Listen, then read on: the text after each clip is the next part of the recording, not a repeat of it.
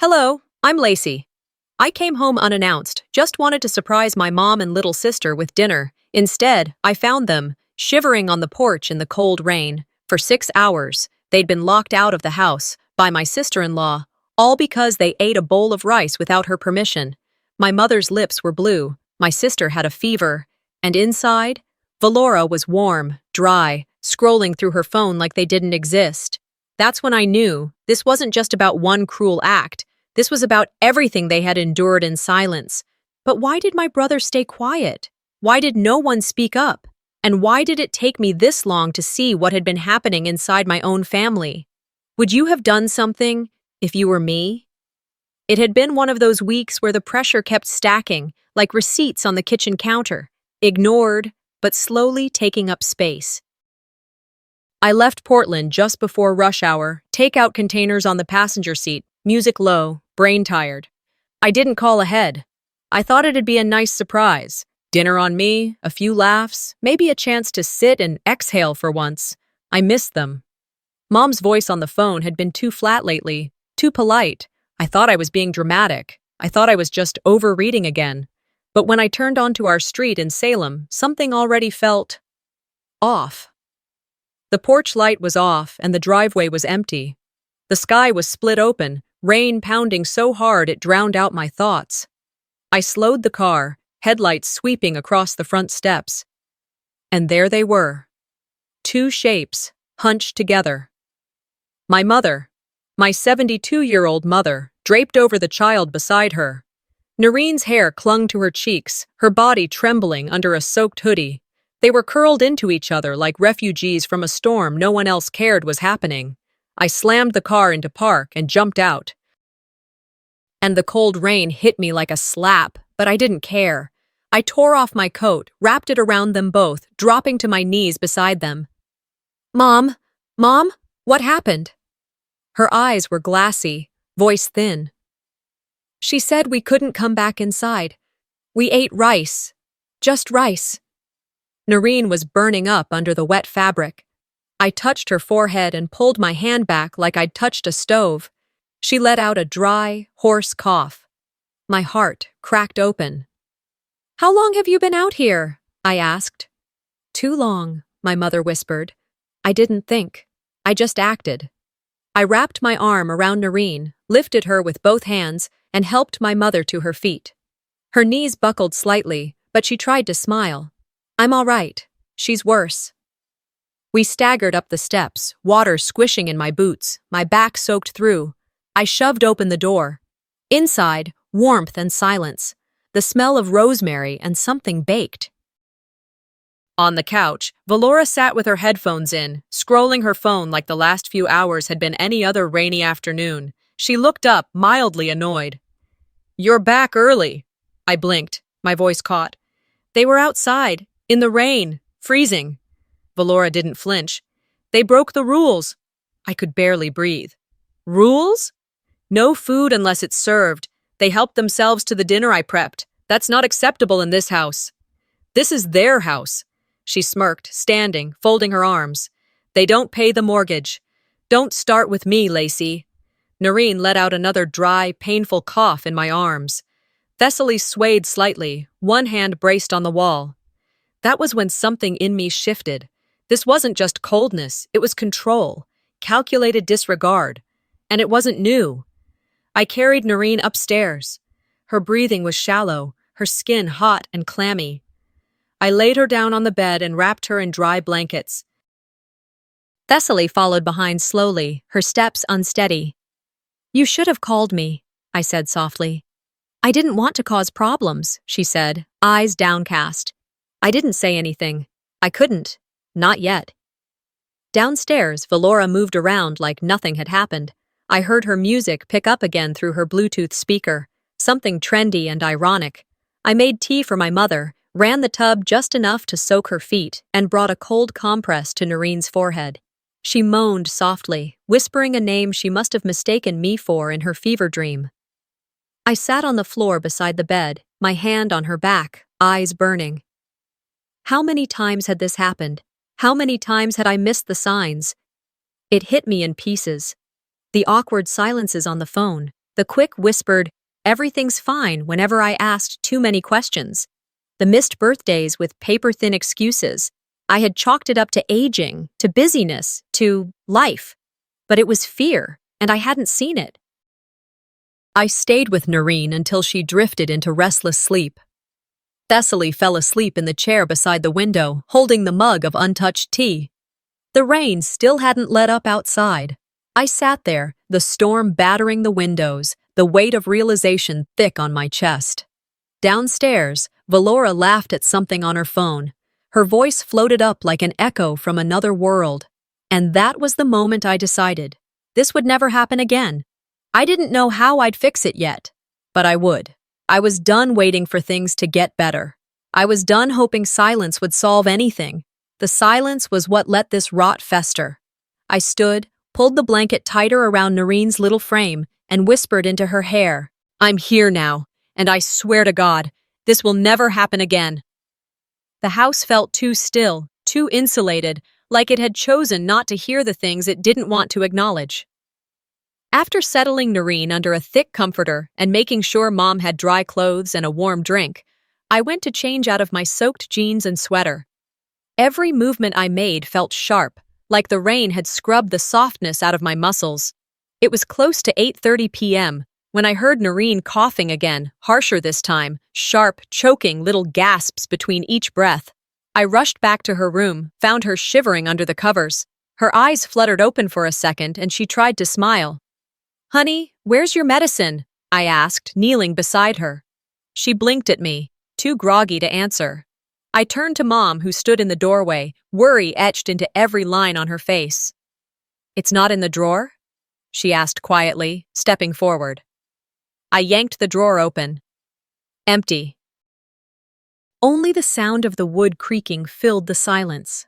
My stomach dropped. Mom hesitated. She moved it.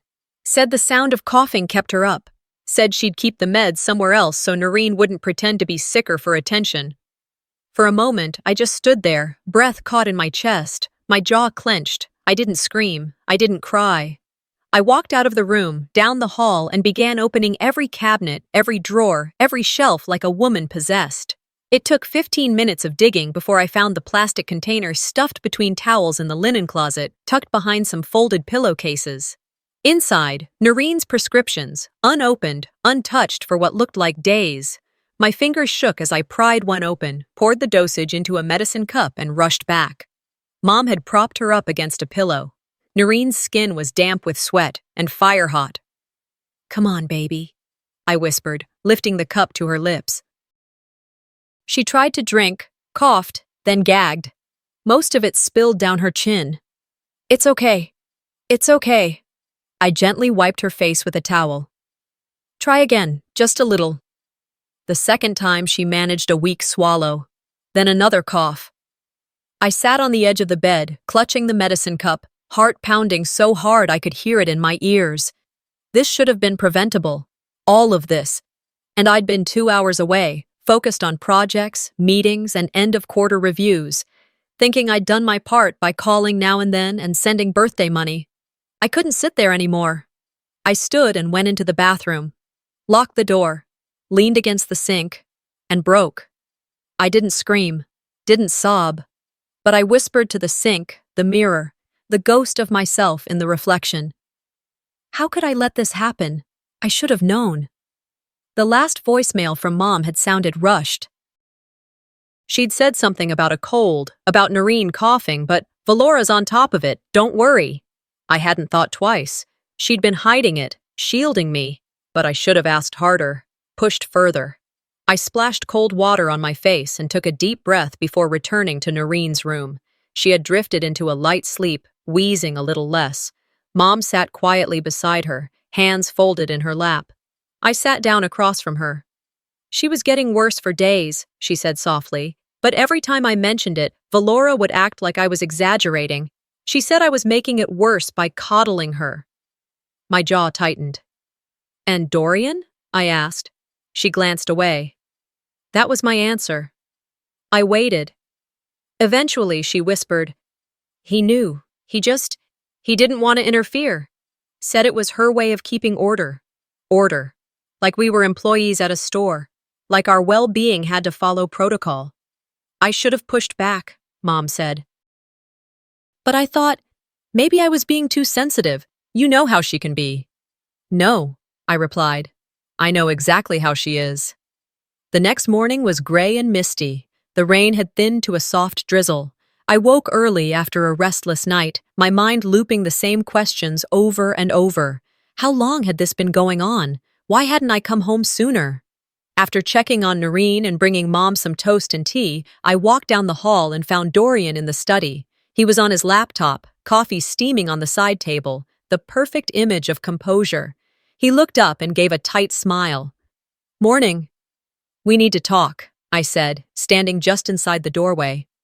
He sighed, closed the laptop halfway. I know Valora can be intense, but she's trying her best. I stepped closer. 6 hours in the rain, Dorian, a sick child and your 72-year-old mother. You think that's someone's best? He rubbed the bridge of his nose. They broke the rules, Lacey. I told Mom not to overstep. Valora plans everything around meals. When people start helping themselves, it causes problems. She gave Noreen cold rice, I said. That's what this was about. Not stealing, not wasting, not undermining. She fed her granddaughter. It's not that simple. No, I said, my voice low. It's exactly that simple. He shook his head. You don't live here. You don't understand the dynamic.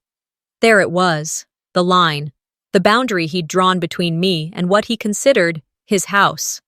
I stared at him for a long moment, and then, without another word, I turned and left the study.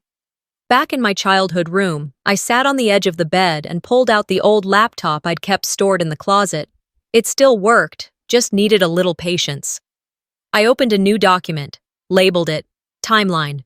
I started typing everything I could remember, every phone call, every "Mom's not available right now" from Valora, every odd comment Noreen made, every canceled plan, every subtle shift. This wasn't about a bad dinner. This was about patterns, power, disrespect buried under civility. If he won't protect them, I will, with everything I've got. Morning crept in slowly, not with sunshine, but with that cold gray haze that makes you want to pull the blanket higher and pretend the world can wait. I didn't sleep much. Between checking Noreen's temperature every couple of hours and listening for Mom's soft footsteps down the hallway, I stayed alert, wired, like my nervous system forgot how to shut down. The house was unusually still, like it was trying to pretend none of last night happened. I padded down the stairs around 7, barefoot, arms folded across my chest for warmth. Mom was in the kitchen, standing by the stove with both hands wrapped around a chipped mug. She was steeping tea, her fingers trembling just enough to make the teaspoon clink against the rim. She wore one of the old cardigans I'd left behind years ago, navy with small white buttons. The neckline had started to fray, but she held it closed like it was armor. Across the room, Noreen was on the couch, curled beneath a blanket, eyes flickering toward the cartoons playing softly on the screen. She wasn't really watching, just staring in that half-present way sick kids do. Her small hands clutched the edge of the blanket like it might float away without her. I leaned in the doorway and watched them both. And that's when it hit me. How damn quiet this house had become. Not peaceful, not serene, just controlled, measured, like someone had dialed life down to a volume where no one could hear the cries underneath. I sat across from Mom at the table. She poured me tea without asking. No words exchanged for a moment, just steam and silence. Eventually, I broke it. You look tired. She gave a soft shrug. I'll sleep better once Noreen does. I hesitated. Has she been like this for a while? Mom nodded, almost imperceptibly. It started 2 weeks ago. First a cough, then the fatigue. I asked Valora if I could give her some soup. She said no, said it would mess up her gut schedule. Her gut what? She has this holistic plan for balancing children's biomes. I nearly laughed, but I didn't, because none of this was funny. Why didn't you call me? I asked. She looked at her tea, not me. You were busy. I didn't want to make it worse. Worse than leaving an 8-year-old untreated? My voice was sharper than I intended. I lowered it. Mom, you should have told me. She took a breath, steady but strained. It wasn't the first time something like this happened. I set the mug down. What do you mean? Her eyes stayed low, but her voice didn't waver. She's locked me out before. Once when I forgot to clean the fridge, another time when I used the guest bathroom and grabbed the wrong towel. She said I needed to respect her boundaries, so I sat outside until Dorian got home. The teacup in my hand nearly slipped. Are you serious? She finally looked at me. I didn't want you to feel like you had to choose sides. I leaned back, heart drumming in my ears. You're my mother. There is no side. She reached over and touched my hand. I know that now. But at the time, it just seemed easier to swallow the discomfort. Keep the peace. I squeezed her hand gently. Then I asked the question I wasn't sure I wanted the answer to. How long has Dorian known? Her answer was immediate. He knows everything. He just doesn't want to deal with it. I closed my eyes. Of course he knew. Valora was too meticulous to act alone. If she was pulling strings, Dorian was the one tying the knots. Do you still have the texts? I asked. Anything she said? Mom hesitated. No. She told me not to use my phone in front of Noreen, said it made me look distracted, so I started writing things down instead. My breath caught. Do you still have those notes? She nodded. Some. Not all. We walked to her bedroom together. She knelt beside the bed, reached underneath, and pulled out a half-burned composition notebook. The cover was scorched along the edges, pages stuck together in places, but inside, it was a chronicle of quiet suffering. One entry read, Noreen coughed again tonight. I gave her soup from the night before. Hope Valora doesn't notice. She says I spoil her. Another. Locked out again today. Rain this time. She says I test her patience. I just wanted some air. And then, she asked me if I felt useful today. I didn't know how to answer. My fingers shook as I flipped through the damaged pages. Some had been torn out. Others were smudged or half-burned, like someone had started to destroy it, and then stopped. This was hidden under the laundry basket, she said. I think she tried to throw it out while I was in the garden. I scanned the pages again. Each line felt like a punch to the chest, but also like fuel. This wasn't just carelessness. It wasn't forgetfulness. It was deliberate. I carried the journal upstairs and spent the next hour scanning each page with my phone. I saved them to a hidden drive, backed up in the cloud. Then I printed them out, sorted them into plastic sleeves, and filed them chronologically. This wasn't about a disagreement anymore. This wasn't about who said what or who meant well. This was about a pattern of emotional and physical abuse, and I wasn't going to let it continue. This wasn't just neglect, it was erasure.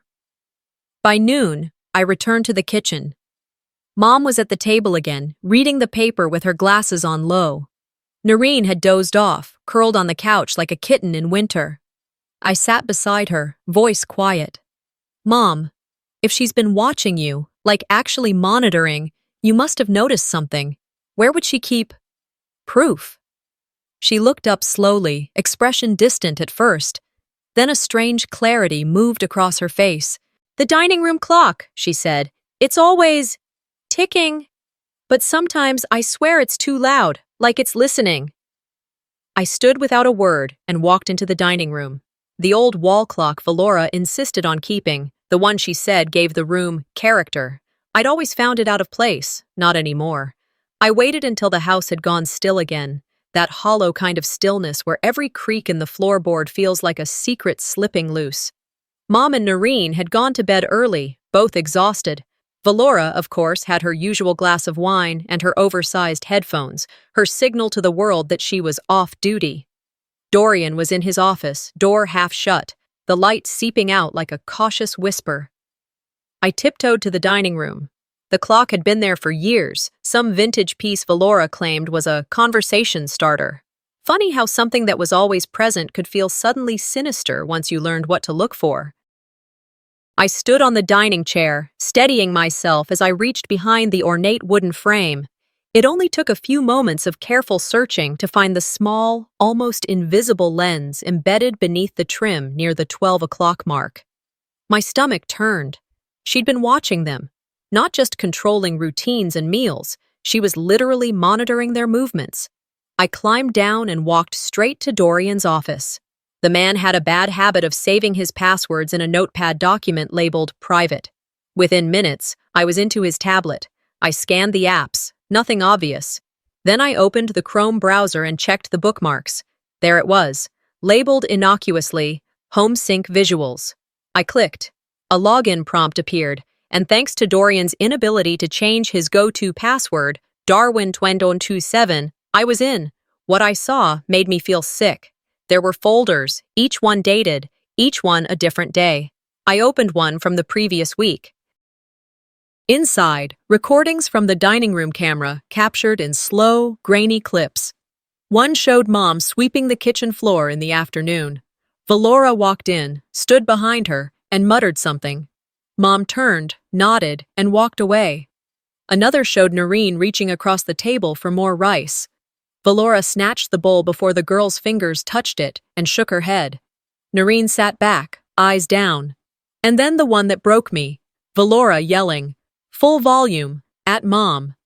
Because she'd sat in a chair designated for guests, Mom just stood there, lips pressed together. Not a word in her own defense. It wasn't discipline, it wasn't structure. It was power, pure and ugly. I downloaded everything, every folder, every clip, copied them to my USB, and then backed them up to a cloud account I created under a dummy name. I wasn't taking chances. I closed the browser, shut down the tablet, and returned to my room. For a long time, I sat on the floor, the USB in my palm like it was a detonator. She wants control, I whispered to no one. She won't get silence anymore. The next evening, things seemed deceptively normal. Valora cooked her usual lemon-roasted chicken, plated it with precision like she was feeding an audience. Dorian was chatty, almost performative in his casual tone. "Long week, huh?" he said to me over dinner. "Yeah," I replied, "longer for some more than others." Valora sipped her wine without looking up. "We're all doing the best we can. Some people just aren't built for routine." I didn't respond. Mom passed Noreen a slice of bread. "You want more chicken, sweetie?" Noreen hesitated, looked at Valora, then shook her head. Her lips pressed together like she wanted to say something but couldn't. "It's okay," Mom said gently. "There's plenty." Still, Noreen stayed quiet. After dinner, while clearing plates, Noreen started to cry. Just small, gasping sobs that broke free like a dam cracking under pressure. I knelt beside her. "What's wrong, baby?" She looked down, tears dripping onto her fingers. "I called her mommy once, and she yelled. I just thought, maybe she could love me too." The words hit like a brick to the chest. Valora froze behind her glass. Dorian went silent. Mom stepped in and hugged Noreen, whispering soothing words. I stood slowly and faced Valora. "You yelled at her?" "She was confused," Valora said flatly. "It's not my job to fix what she misses. You live in this house, you eat food my mother cooked, you walk past the child you rejected every day, and that's all you have to say? I never asked to raise someone else's kid," she snapped. "And I'm not here to babysit your guilt." Something inside me snapped clean. "Then stop pretending you're the head of this house." Dorian stood up. "Let's not do this here." "Why not?" I shot back. "You were fine letting them sit in the rain like trash on the curb, letting your wife bully a child out of seconds at dinner, letting her plant cameras in rooms like we're inmates." "She's trying her best," he said weakly. I stared at him. "Trying her best to erase my mother and sister? To gaslight you into believing this is normal?" The room went dead quiet. Valora picked up her wine glass again. "You're blowing things out of proportion." "You're afraid someone finally called you out," I said. "And trust me, I'm just getting started." I walked upstairs, ignoring the tension behind me. My room felt colder now, like the air knew what was coming. I sat at the desk, opened the camera app on my phone, and hit record. If no one else was going to say it out loud, I would.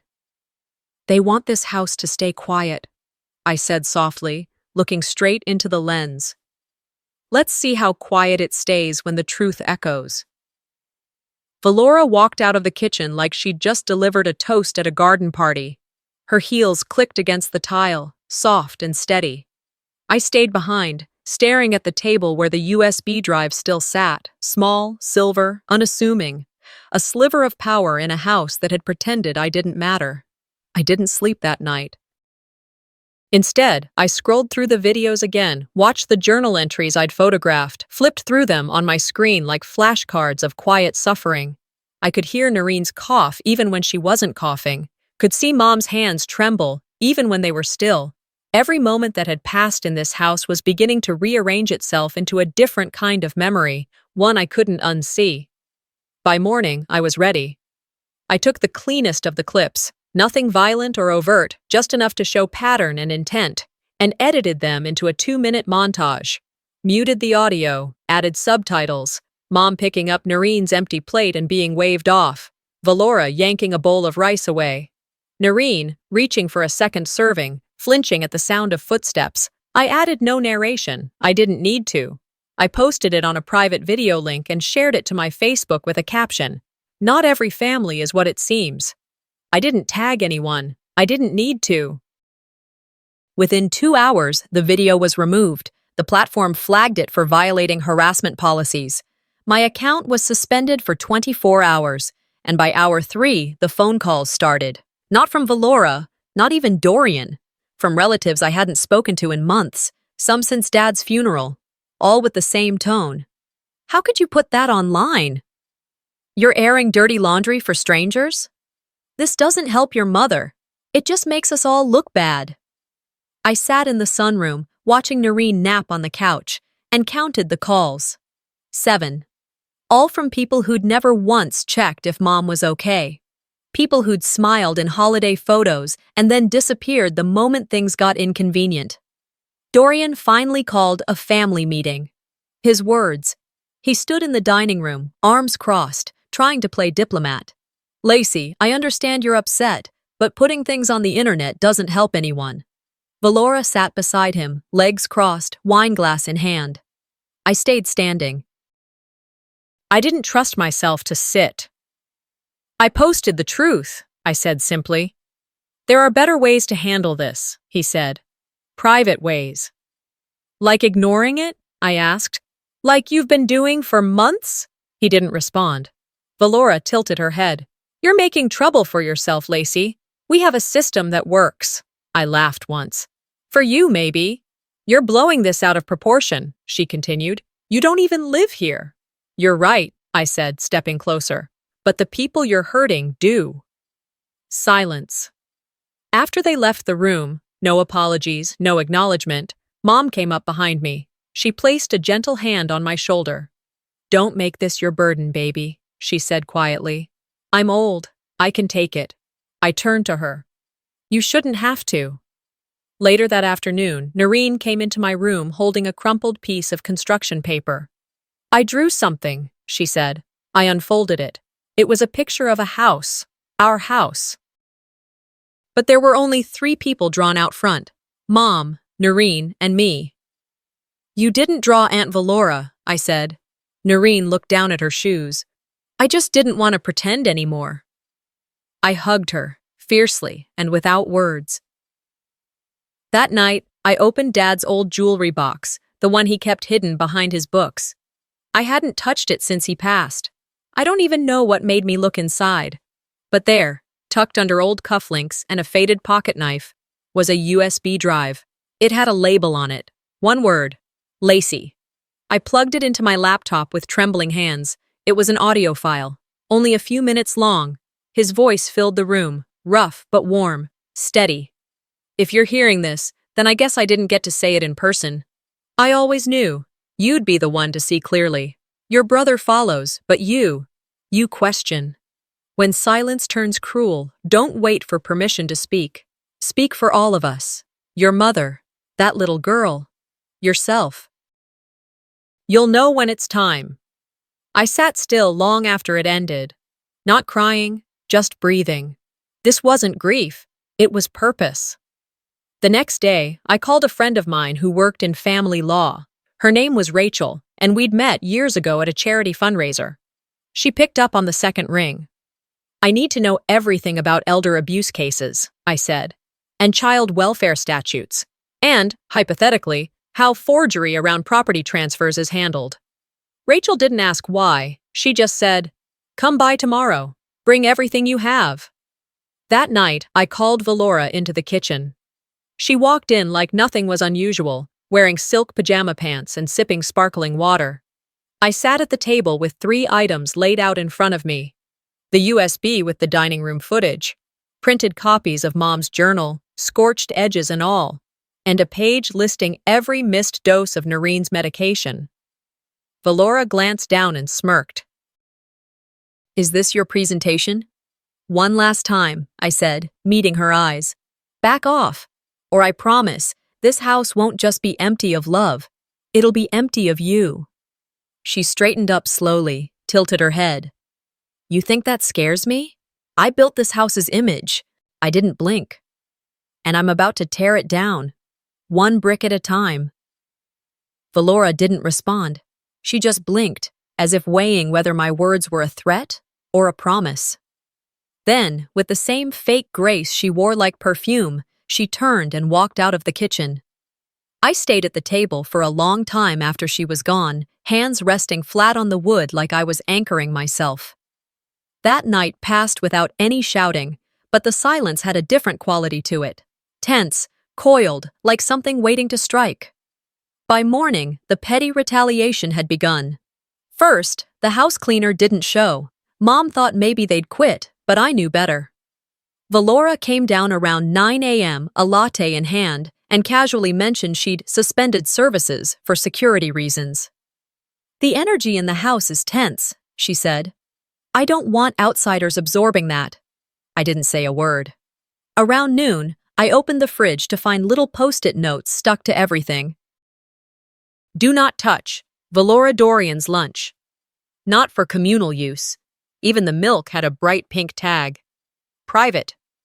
Mom went to the bathroom and came out confused, holding a plastic tote that had all her toiletries dumped inside. "This was under the laundry sink," she said, bewildered. "My drawer's empty." And then Noreen came into the living room with tears in her eyes. "My blanket's gone." That was the last straw. I threw on my jacket and drove to the county records office. Rachel, my paralegal friend, had told me where to start. Verify the deed, get names, get dates, look for changes. The woman behind the counter at the recorder's desk was polite but distracted. "What address are you looking up?"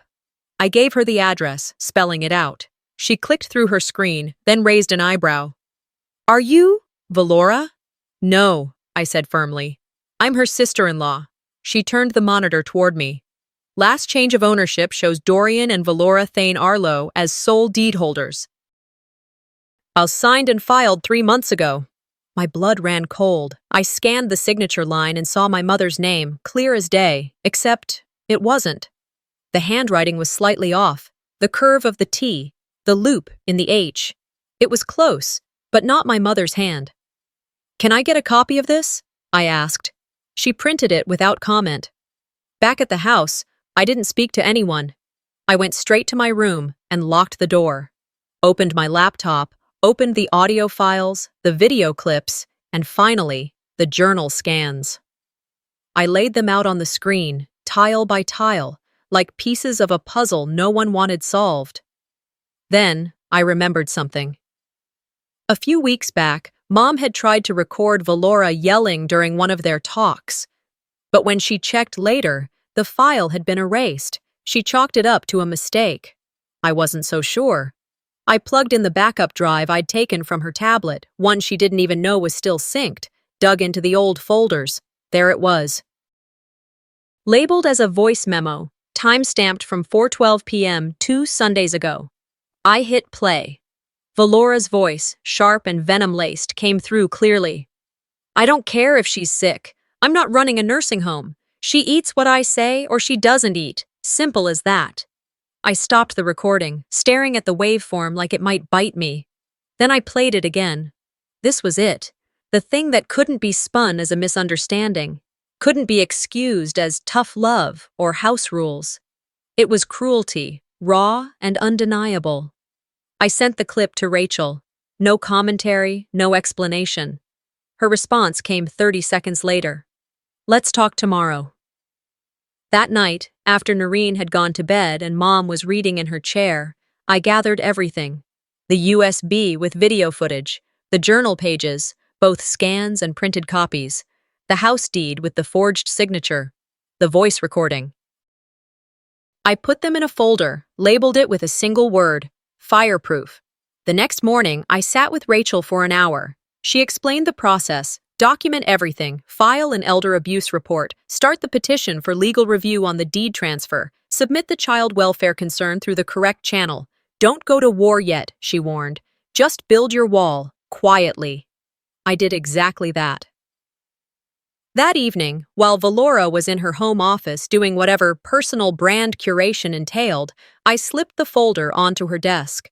Right next to her framed photo with some local councilwoman and a stack of real estate brochures she always meant to get around to.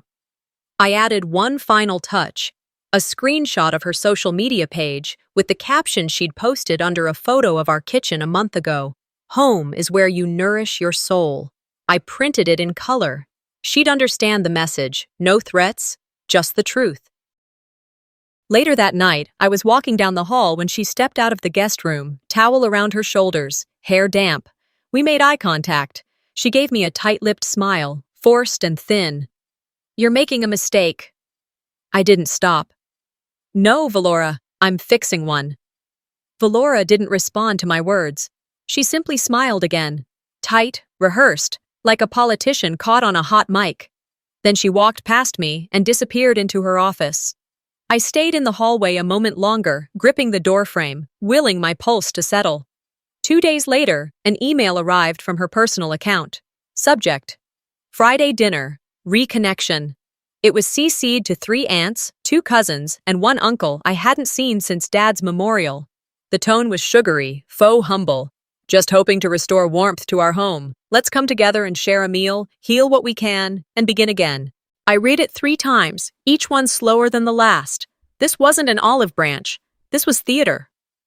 I called Mom into my room. Valora's planning a family dinner. She invited the cousins, aunts, everyone. Mom looked up from folding Noreen's socks. Why now? I didn't answer right away. Instead, I handed her the phone and let her read it for herself. I think she wants to control the story, I said, before I do. We agreed to go, not because we believed her, but because it was time to stop hiding in corners. Noreen would sit with us. Mom would wear her Sunday best, and I'd bring the flash drive. Friday arrived with clouds in the sky and tension thick in the air. I wore black, not out of symbolism, just comfort. Dorian greeted people at the door with his usual host smile and warm handshakes. Valora kissed cheeks, poured wine, made sure everyone saw her being gracious. We were ushered into the dining room, where a long table had been dressed to impress. Candles. Polished silverware. Name cards. Of course, Mom's was at the very end, near the kitchen door. Noreen didn't have one at all. I moved their seats closer to me, ignoring the glance Valora shot across the table. Dinner was roasted lamb, asparagus with truffle oil, and perfectly stacked dinner rolls. Valora had outdone herself. Presentation was her love language, if only she could extend that care to people. Conversation flowed lightly at first. Dorian regaled the table with stories about his recent design firm award. Valora chimed in now and then with anecdotes about her branding clients. Then, as dessert was being passed, mini creme brulee with burnt sugar lids so delicate they cracked like secrets, Valora cleared her throat. She stood slowly, glass in hand. I just want to thank everyone for coming tonight, she began, eyes sweeping the table. We've all been through a lot. Emotions, misunderstandings. I know things haven't been easy. I felt my mother's hand tighten on the edge of the table. Valora continued, but Dorian and I have decided to take a step that will help clarify things moving forward. We've hired a legal team to help us formalize household roles. We'll be redefining our financial and residential structure. Someone near the center of the table nodded like they understood. Valora smiled wider. It simply means that certain dependents will be under their own guardianship. It's about fairness and boundaries. I felt the air shift. Mom's eyes were on her lap. Noreen had stopped eating, spoon dangling in her hand. Valora took her seat. I stood up. That's interesting, I said, laying my napkin down carefully beside my plate. I'd like to show the table something. Dorian stiffened. Lacey! I held up a hand, walked calmly to the living room, inserted the flash drive into the TV's USB port, and selected the file I'd queued. Silence fell like a curtain as the footage began. It wasn't flashy, no dramatic music, no edits, just truth. Valora in the kitchen, bowl of soup in hand. She moved behind Mom, then, without warning, tipped it forward. Hot liquid sloshed down Mom's lap. She flinched, gasped, but said nothing. Another clip. Noreen reaching for a piece of bread, Valora swatting her hand away. Then, Valora's voice, angry and sharp. She's not my kid. I'm not here to raise her. Finally, a soft whisper from Thessaly. It's okay, baby. The video ended. Silence. I turned slowly to the table. One aunt put her napkin down and stood, whispering, Excuse me. She walked out, quietly. Another cousin stared at his plate, jaw tight. Dorian tried to speak. This is taken out of context. I looked at him. This is your house, Dorian, and this is what happens in it. Valora stood. Her expression cracked. You think this will win you sympathy? She hissed. You've always needed to be the hero, the favorite, the golden girl. I didn't raise my voice. No, I'm the sister who remembers who our mother is. She stared at me for a long beat, then stormed into the kitchen. Nobody finished dessert. The guests left in waves. Some offered quiet apologies. One uncle pulled me aside and said, I didn't know. I should have asked more questions. I nodded. That was all there was to say. By the time the house emptied, it was nearly 10 p.m. I helped Mom wash the dishes. She didn't say much, just kept glancing toward the hallway, like waiting for someone to come and undo it all. Upstairs, I changed into pajamas, brushed my teeth, and sat at my old desk, scrolling through the notes I'd taken. I didn't cry. Not that night. There wasn't room for it. My chest was too full of motion, like I was still standing. There was a knock on my door. I opened it to find Noreen, holding her stuffed elephant. Are we going to be okay now? She asked, her voice barely above a whisper. I crouched down so we were eye to eye. Not yet, I said softly. But soon. The hallway went quiet after Noreen's question, but her voice stayed with me like a lingering note after the music stops. I kissed her forehead and tucked her back in, then headed to my room.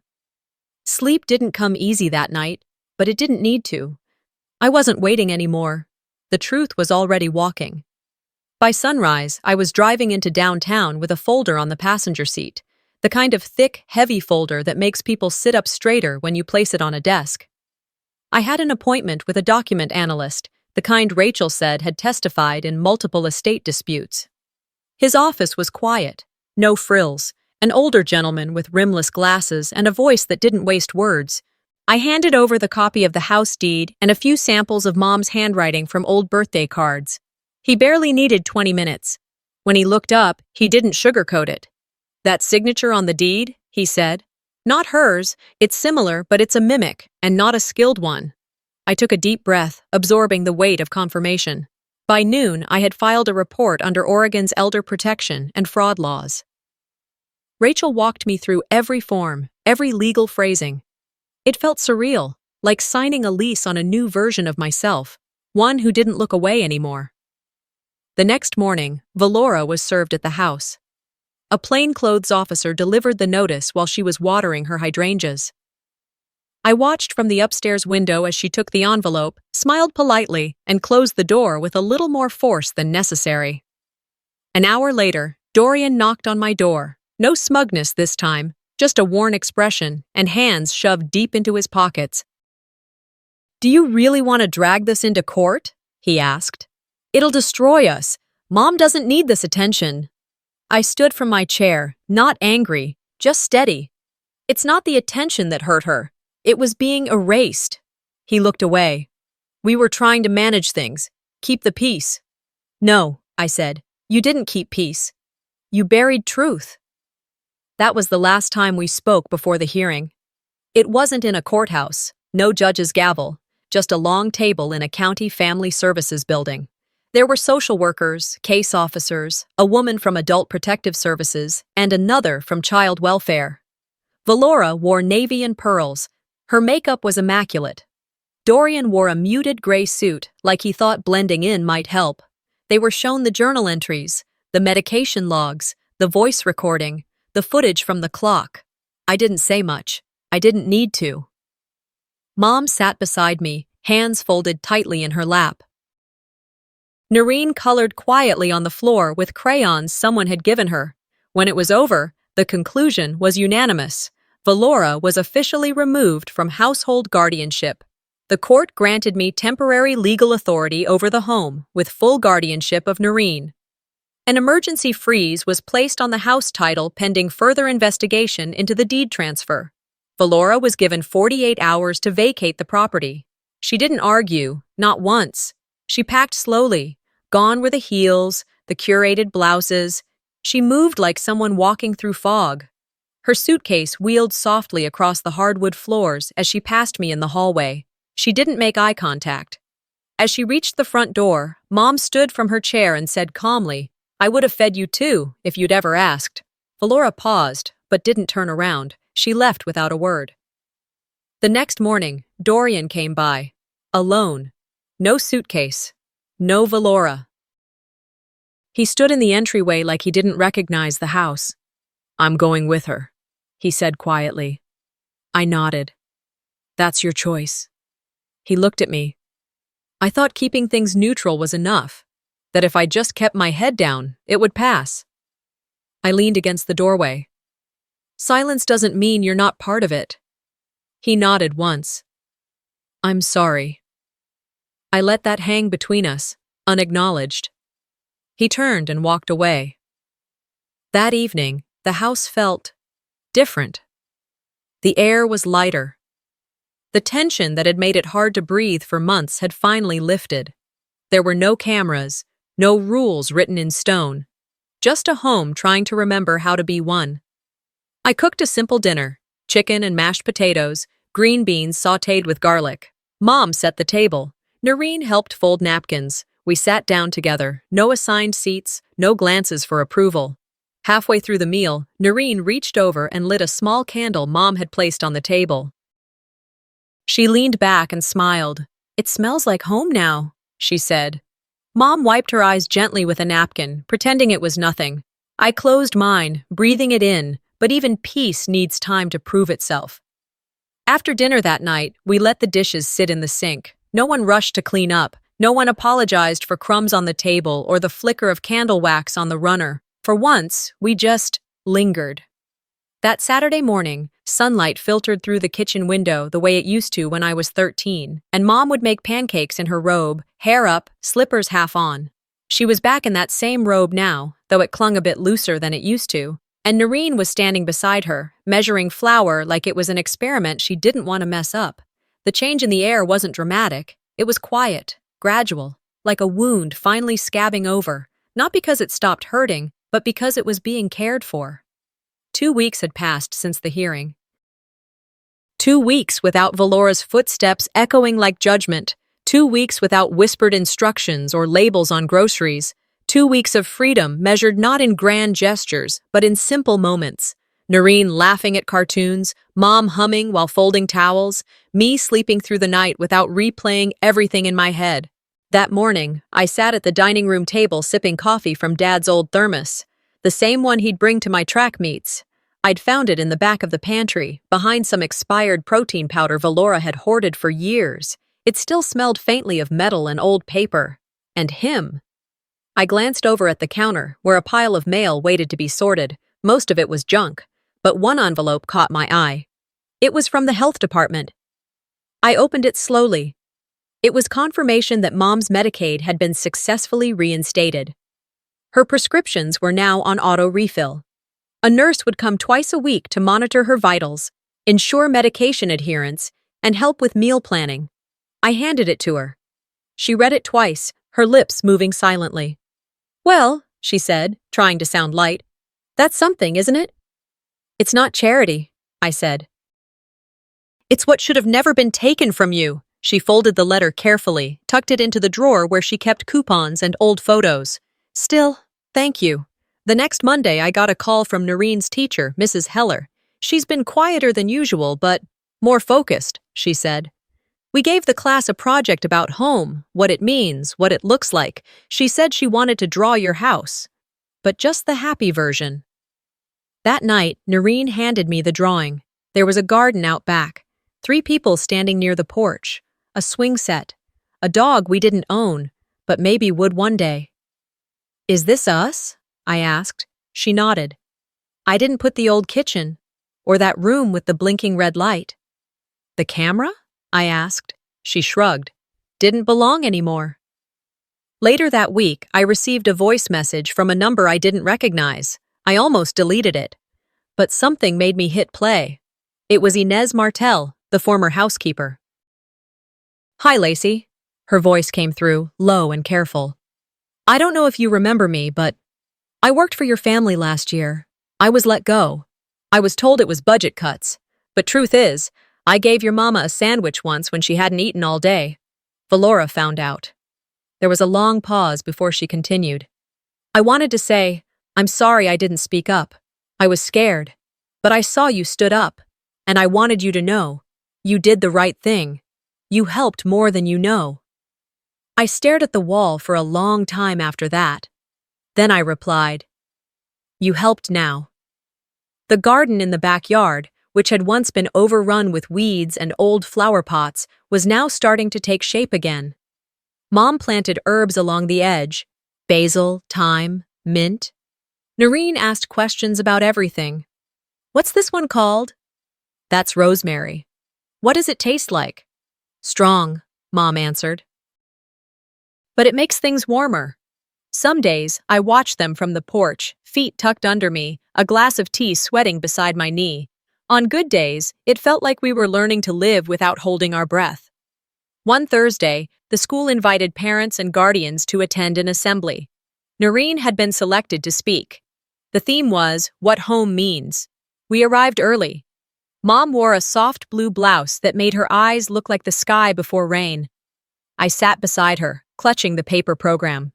When it was Noreen's turn, she walked up to the mic with quiet confidence. Her voice didn't shake. "Home," she said, "is where you don't have to ask to eat, where someone notices when you're gone, where silence doesn't hurt." The room went still. Mrs. Heller nodded from the side. Mom dabbed at her eyes. I couldn't move. That night, after Noreen had gone to bed, I sat on the front steps with my notebook. I opened to a blank page and wrote one line. "We are whole." Not unbroken, but whole. I closed the book and rested it in my lap. I didn't choose this fight, but I chose not to look away. And that, I think, is what made the difference. Later, around dinner, we sat around the table. Mom passed the rolls without counting them. Noreen reached for seconds without flinching. There were no whispers, no glances waiting for approval. Noreen blessed the food without lowering her voice. There were still locks on the doors, sure, but no one in that house lived afraid anymore.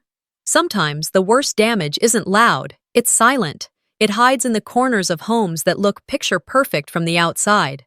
This story reminds us that protecting family isn't always about being the loudest voice, but being the one who refuses to stay quiet when it matters most.